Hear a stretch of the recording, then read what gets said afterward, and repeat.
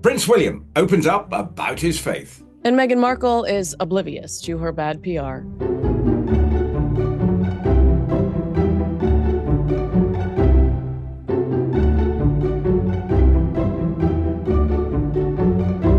Hi, all. Welcome to Heirs and Spares, the show that dives into the fascinating world of two of the most recognized royal couples from both sides of the Atlantic. I'm Kinsey Schofield, and I'll be bringing you updates on Prince Harry and Meghan right here from California.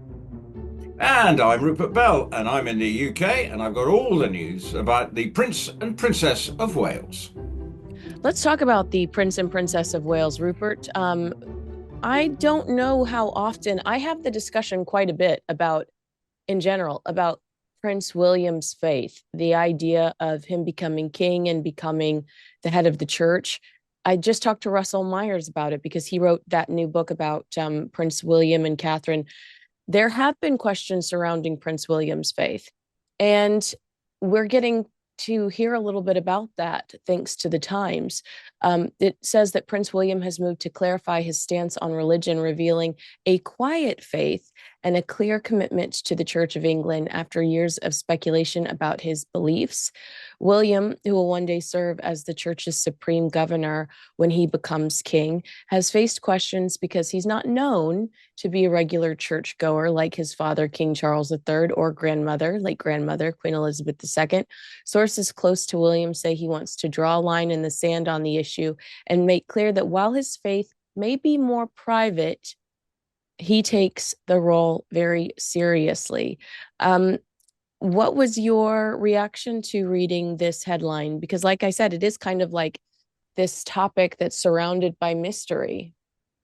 Yes, and it's a significant time why it came now, because this Wednesday he will be attending the enthronement of the new Archbishop of Canterbury, which is the leading religious figure within the Anglican faith in this country, of which William is due to become the sort of head of in time when he ascends to the throne.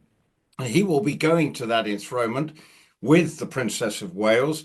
It's not, the King does not go to that enthronement, but obviously it is important. And so you can see why this has come out, because it will be a very religious moment, and it will be in first time in, I think, the Archbishop of Canterbury, they've had one for over 1400 years, will be a woman taking over the role as head of the Anglican Church, as Archbishop of Canterbury. So it's a very symbolic moment for the Anglican Church that this is happening on Wednesday.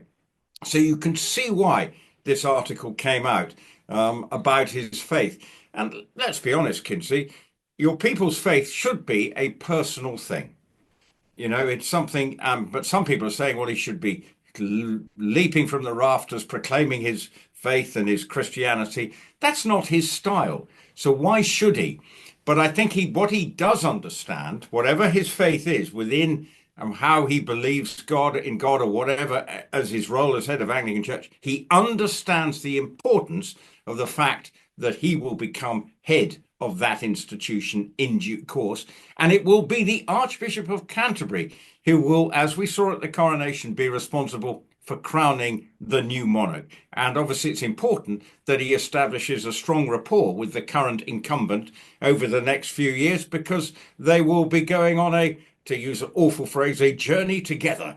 Because obviously if she is still in the job, in a few years' time, and you know, we had no idea how long the current king will be ascended to the throne, there is a big chance that the current Archbishop of Canterbury could be responsible for crowning William as William V in due course. I know. I think that, I guess it was inappropriate perhaps of me to ask if we feel like William reevaluated his faith during 2024, when he found out not only his wife had cancer, but his father. Perhaps it wasn't appropriate, but you can't help but wonder how an event like that changes someone that has notoriously been really quiet about what they believe and where they stand.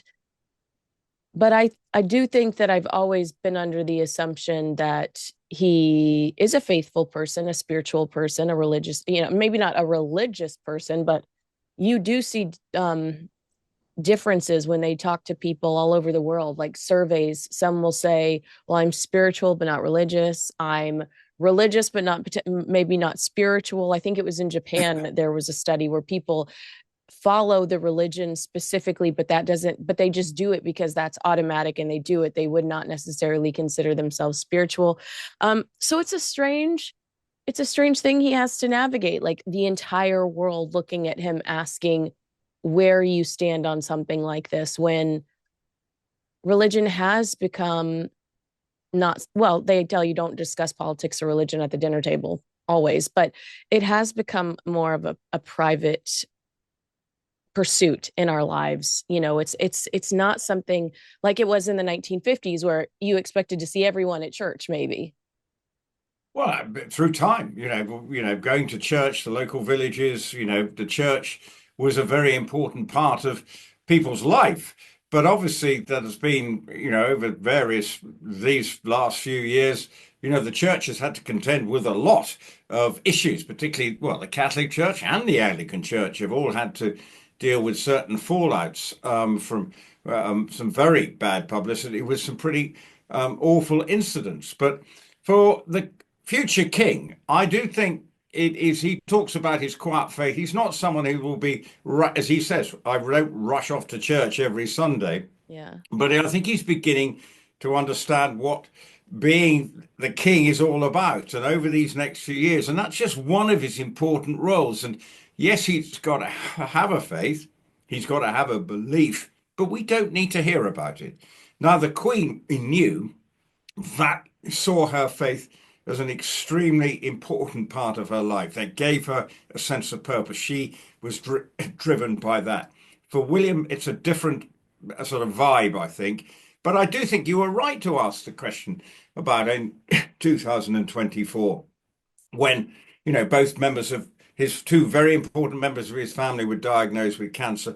It will start to question your own mortality. And what does that mean? So it might have been a time where people sort of, maybe Catherine has sort of come to, I don't know, become more of a Christian person. I don't know, believe, as her mortality was questioned with the illness. So it is a very personal thing. But I think the most important part of that article is reflecting on the fact that he will be there on Wednesday in Canterbury at Canterbury Cathedral for the enthronement of the new Archbishop of Canterbury and understanding that he has an important part to play within the Anglican Church as head of it. Remember, it was started back in Henry VIII's day when he split from the Catholic Church to give, the history lesson that we all, they were, and people say, well, the king is from God, and all that. It's a lot of overt symbolism, which you can, either take with a pinch of salt or firmly believe. But whatever, I think it is important that the future king fully understands that within this country, him being the head of the Anglican Church is a significant part of his role as the future king. Your skincare might be more toxic than the food you eat. Just like choosing healthy food, we need to be careful about what we put on our body. I've become hyper aware of every product I use, reading labels, researching ingredients, realizing just how many toxic chemicals we let into our daily routine. Check the label on your moisturizer. It reads like a lab report. Swap your toxic moisturizer for Cow Guy's Tallow Balm. I actually got some and it's delicious. A natural hydrating balm with ingredients you can actually pronounce. It's safe and more effective than conventional alcohol or water-based lotions, and your skin will be glowing. Tallow Balm was used for generations before Big Pharma ruined skincare. Use it as a lotion on your hands, arms, legs, face, even your lips. You can use it for eczema, psoriasis, dry, or normal skin as an everyday moisturizer. Plus, it's American made and rancher owned in the great state of Texas. All the great things come from Texas. Hey, it's the best tallow balm you can find. Search up cowguys.com to get your tallow balm and get a free mini Balm. No special code needed. That's 3 or 4 months of moisturizer for just $34. Search cowguys.com to grab free Balm with your order. Thanks, guys. I mean, file this headline under duh, Rupert. A conversation we have pretty religiously. Meghan Markle constantly trying to compete with Prince William and Princess Kate. It needs to stop. This is coming from an American outlet called In Touch Weekly. And one of the quotes says, Catherine's still convinced Harry's being pushed along by Meghan's ambitions, says In Touch's source. She doesn't believe for 1 second he's come up with these photo op tours, but that doesn't mean he isn't going to face the fallout equally, adds the source. In her view, Catherine, it's time he finds the courage to put his foot down and stop this charade. Um, I think we joked about what will come in April when we expect to see the king in the United States, potentially with President Trump celebrating 250 years of independence for America. And then we get the big announcement that Meghan's doing a 3-day retreat in Australia, and here comes Harry to talk at a mental health seminar. So they really do. I mean, that in that case, it's King Charles. I imagine there will be something in July if the Prince and Princess of Wales make their way to the States as well. But this is just, it's kind of an obvious observation. It doesn't feel like much of an exclusive, not to dismiss In Touch, but we have this conversation religiously. What will Harry and Meghan do to distract from the hard, genuine work of the British royal family, right? Yeah, and we saw last week, the Princess of Wales was out in her role as Colonel of the Irish Guards, very on St. Patrick's Day. Great to see her out and about doing that. Even I could work out. She was wearing a spectacular coat in the green for celebrating St. Patrick's Day, out and about. And you just feel, and we know there is a desperate need to sort of put their head, well, this is Meghan and Harry, Yeah. to be seen to be relevant. So yes, and we've been having some back and forth about this supposed trip to Australia. I'm not sure the people of Australia are leaping with joy. They're not reaching for the bunting yet, I think. And You have friends over there. Talk about what your friends are saying over there. well, the vibe is The vibe. that that they're just wondering who's going to spend all this money to go and see them. Hmm. And it the smacks of desperation. And this I sort of 24-hour hotel trip for 3,000 Aussie dollars, which Where you have to it's share about. a room, where you have to share a room with a stranger for $3,000. Hold on, I didn't mean to grab my phone to be rude, but I wanted to share this poll with you from Yahoo, 747 votes. Are you excited for Prince Harry and Meghan Markle to come to Australia? This is Australia Yahoo. 5% said yes, Rupert. 95% said no. 700 over 700 votes there. Yeah, and my friends live in Sydney, where obviously they're going to go. And so you sort of question, you say to them, obviously, you go, well, what is the vibe amongst people that you might be, and the friends I have were other possibly amongst the group of people who might want to go there. But it does look, and then there's someone coming along there's a lot of at this particular day, I've seen some of the people who are speaking. A lot of sort of word salad, I think, will be on offer to the assembled guests. But I don't believe it's a sellout yet. I may be wrong, but they're sort of doing a bit of marketing to say, get your applications in now. And people do seem to have an ability to get a reply almost instantly, which, rather than being overwhelmed and say put into a ballot, that doesn't seem to be quite what happening. What are you drinking there? Is that a morning pick me up? They call it a medicine balm. It's a citrus Sorry. tea with honey in it because guess who's losing her voice again? Oh, you've gone for that for honey. I trust you have honey that is actually from bees in your area. No. Well, I'll tell you why you should, because they will obviously be getting the pollen from your area. Because I've got beekeepers around me. I know we're going off topic, but occasionally people don't mind when we bring.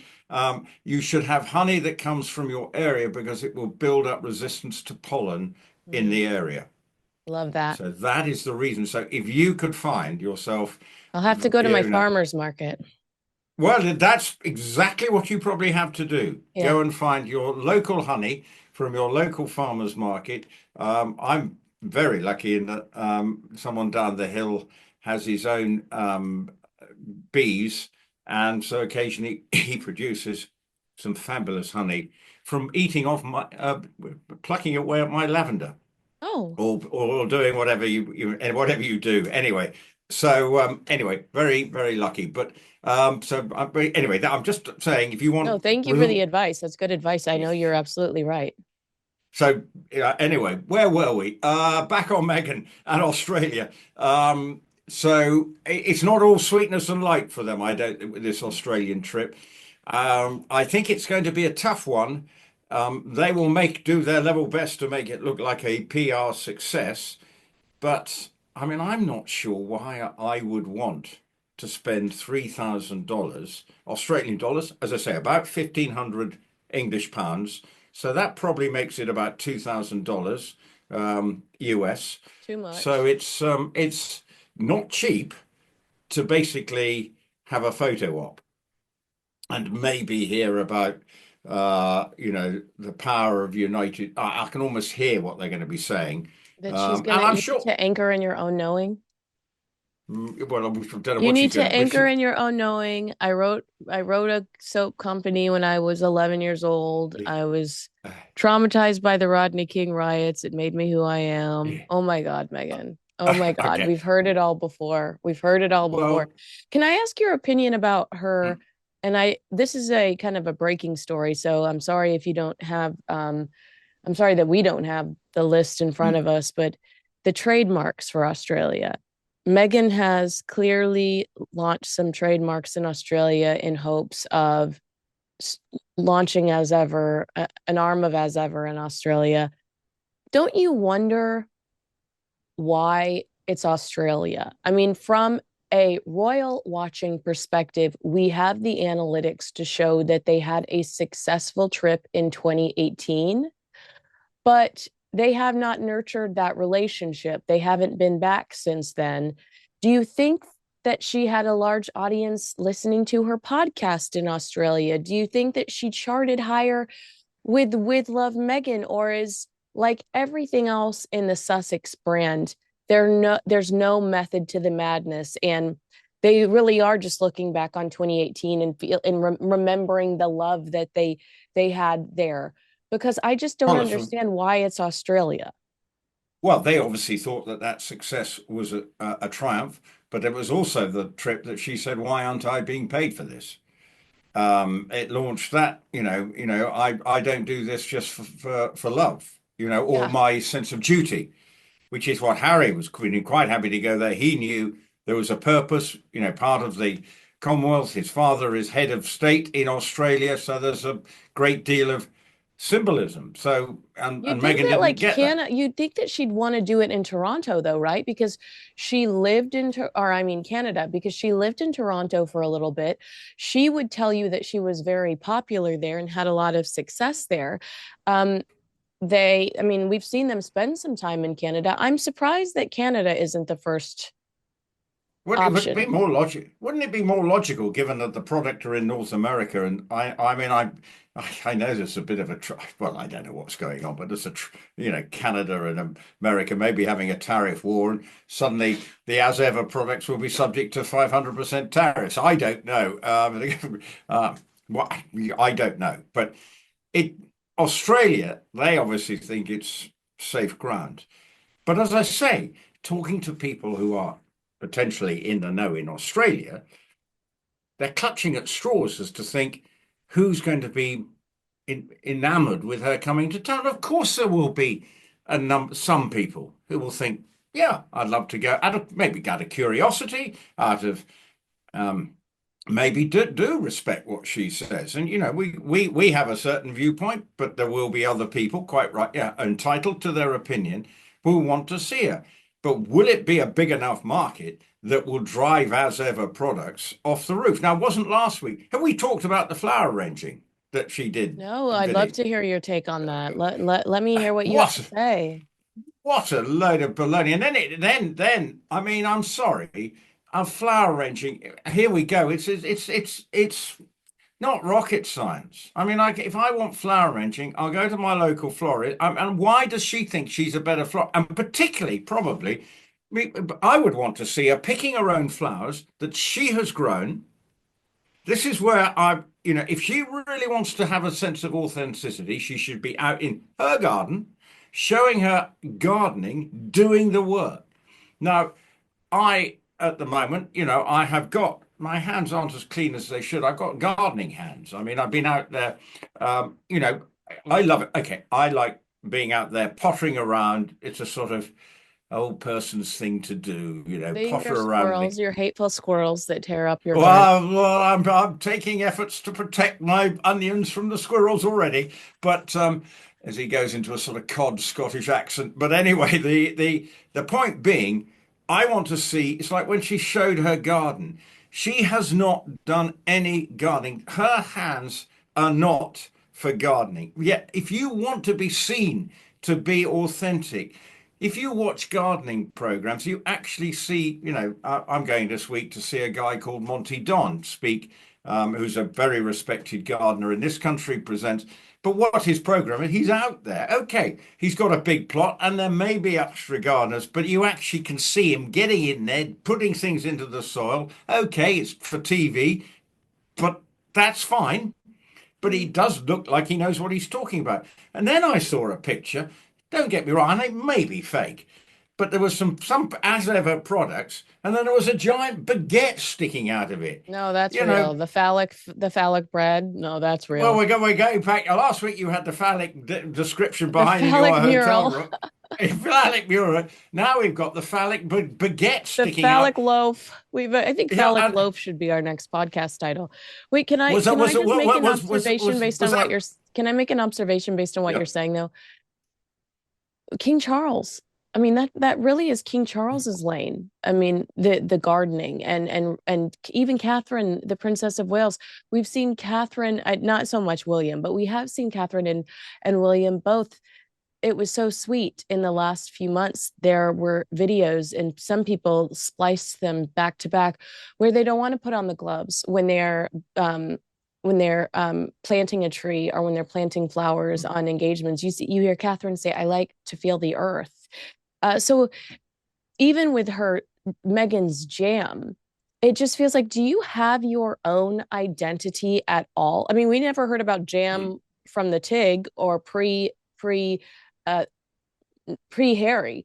It just feels like she's hijacking all of these passions of the British royal family just so she can keep that proximity. But gardening, I've always considered King Charles's lane. Like the way that he's restructured his home to where waste goes into the garden so that it feeds the flowers. I mean, this is his lane.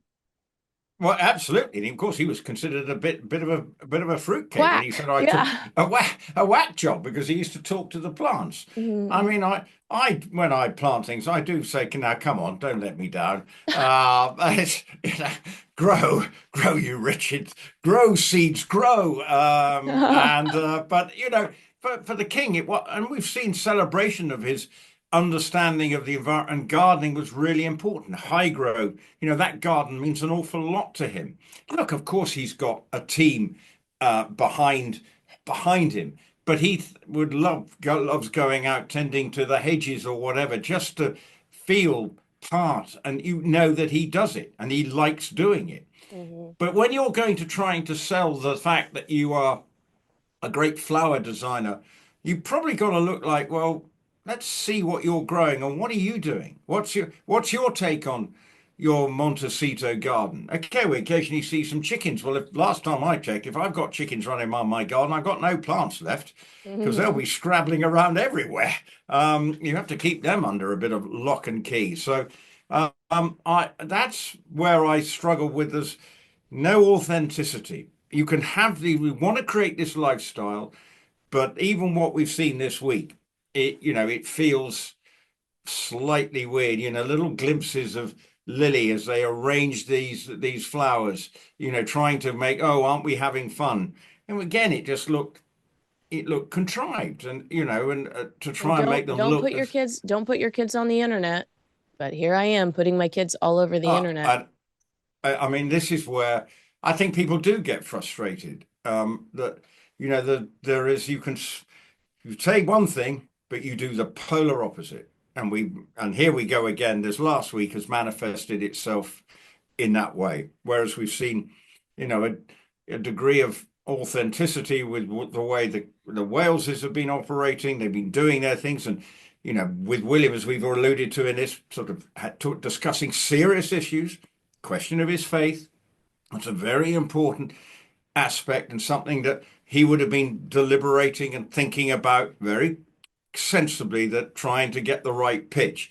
Whereas, on the other hand, our friends in Montecito just seem to take the bull in the china shop approach and just try and go. Always. And it's not always a rip. Well, has it ever? Well, some people might say it is a rip-roaring success, but it seems to be a struggle, that's for sure, to get the right kind of publicity. Because with all the help they may potentially have behind them, PR firms, that we know that they don't pay too much attention, or certainly Meghan doesn't, to what they really want her to do, which is to rebuild the brand slowly, selectively, and carefully. What do you think when you see that Lily video? I get the sense that the Lily video, some of the pictures she's been posting lately, I get the sense that someone said, people will like you if they see you more as a mom, and I, like, to your point, there's nothing authentic about it. It just feels like she's had the thought, or somebody in her ecosystem has said to her, you got to look family first, which is ironic for us since we know that her father just had his leg amputated and she barely sent him a post-it note. Well, she hasn't got much family left around her, has she? Mm-mm.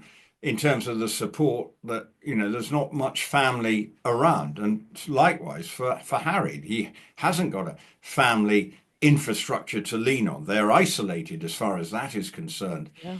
And yes, she has probably, she talks about all the being a working mum and the balancing, which in many ways that is a legitimate story to be talking about, because millions of people have to do this juggling, but tend to not have a row of staff behind them to be able to do that juggling. Because Mm. I say, I'm pretty sure Meghan is not putting her smalls into the washing machine. Yeah. Yeah, okay. Do you know what I mean? Hmm. There's someone making sure that everything is ready for her so she can um, go and do whatever she's doing, appear on some other catwalk, not a catwalk, A red red carpet. carpet, but don't, she'd love to appear on a catwalk. Don't do that to us, Rupert. Yeah, what was that red carpet she did last week with It a was a lady? charity event. Her friend Kelly was getting an award for something, and Meghan completely hijacked Yeah. the entire purpose of her being there to celebrate Kelly by her very bizarre behavior on the carpet, rubbing her belly, putting her head on her shoulder, holding hands with her around the event. It's like, grow the hell up. You're such a weirdo. Well, and she's in her 40s. Oh, Yeah. what? Pregnant woman. Oh, that's funny. I think what is, it's great that, someone's having a baby. We all celebrate that, whoever we know. But I mean, to do it on a red carpet, it's just it's cheesy and sort of, please tell me people didn't like that, It's or like that. performative. It's performative. And Mm. that's what we're talking. We're talking about that Yeah. lack of authenticity again. Well, that's what we want to see. You don't achieve things without authenticity, Right. particularly in the kind of lifestyle brands that she wants to create. She has, and people say, well, why are we always having a pop at Meghan and Harry? And I know Tom Bower's book has come into for criticism because it seems like it's another hatchet job. Why is he taking such a, strong anti-Sussex line? And, maybe there is something, I don't know, but you just have to respond to what you see Right. and what your feedback that you get. that it does just, if they're out in the public domain, we're entitled to have an opinion as to what they are doing. Well, Now, hey, they I may want not. that this is a good segue, Rupert, because to your point, they are out in the public domain, but they're also asking everyone to pay for their security. They want Hmm. especially you to pay for your security. So let's transition into this story. A source close to Prince Harry's security battle told the Telegraph over the weekend that Harry and Meghan Markle could lose their bid for taxpayer funded security in the UK, armed security, due to concerns over public backlash. The source said the political side of the committee making the decision believes there is too much political risk, while the police and security chiefs believe that Harry absolutely must have increased security due to threats. So, to your point, I think one of the reasons it is fair to have an opinion about what they're doing, how they're making their money, how they represent the UK. It is fair to have that conversation and to observe what they're doing and to critique what they're doing because I agree that they probably want IPP status and they want governments all over the world to pay for them no matter where they travel. And if that's the case, then that's us taking care of them. And we don't want to because they don't behave as people that are concerned about their security. Meghan running around in Paris, the same city Diana died in, with her feet up on the seat. Like we've observed things that make us question their their decision making, I guess is how I should put that. When it comes to security, I'm sort of got, I'm fence sitting a bit because I can see both sides of the argument. The political view is it will be unpopular. And there's a lot of demands on all governments for money. And if they're seen to be paying for someone who is no longer a working royal, when the royal family have had to deal with a barrage of very negative headlines, which are still continuing, by the way, with the fallout from Epstein and Prince Andrew, rather Andrew, who was seen being photographed walking around, cutting a lonely figure around the Sandringham estate over the weekend. First sort of pictures of that. To then see that he's then getting public funded money to pay for his security, I can see why the political side of it is of a concern. But on the other hand, and I'm trying to give a sort of balanced view to this, he whether we like it or not, he is still the son of the King of England. And well, Great Britain and the Commonwealth. So therefore, whether we agree with the fact what he's doing and all his actions, we can have a very strong opinion about, and which we do. But we can't get away from reality. But I'm pretty sure that every time he comes to this country, there will be discussions as to what is the security threat perceived around him, and just as any other member of the royal family, and bearing in mind he's one of the more high profile ones. So therefore, he does sit in slightly a special camp, but it is a very difficult one to get right. So there is an element. And look, I've seen quotes from friends of his who he served in the forces with who said, yes, he possibly does deserve some form of security, but I'm sure that any time he comes here, there will always be a sort of working out what the threat is. There's enough going on at the moment that there's quite a lot of security issues. So I'm sure he will be assessed on a case by case basis. And if he's needed to an upgrade in security when he's coming to this country, for whatever reason, there will be some level of protection. So I think that is my take on it. I can see both sides, but politically, it is a hot potato. So if he does get taxpayers' money, I understand where the government of the day is coming from, because as we know, they are perceived unpopular characters in this country, and people would not want taxpayers' money being spent on their security. Rupert, I have to leave you because I've got to go run and do Kevin. So we're going to have to save our next chat for next week. We're going to have to save our next topic for next week. We want to know if you agree with us, disagree with us, because I know you guys are going to have a reaction to what Rupert just said. Let us know in the comments below. Make sure you like, subscribe, and share this video with a friend. Rupert, thanks. I'm getting sick again. Thanks for tolerating me. You're always so sweet when I'm not feeling good. So thanks for being there for me Well, and being my wingman. I appreciate you. well, last week you were suffering from whatever stuff you'd been post-Oscar party, so my sympathy levels were slightly different last week. You, But this week, get some local honey, and you'll yeah, come back strong. And I'm sorry if I've upset the and your people with some fans. views about my fans with the views about Harry, but I'll just go and hide amongst my courgettes if need be. No, I think you made some really great points, and I'm glad you did make them because they're important to make too. And I know King Charles is Prince Harry's biological father. Okay. All right. Agree with us, disagree with us. Like I said, let us know in the comments below. We look forward to seeing you guys next week. Thanks so much. Bye. Bye bye.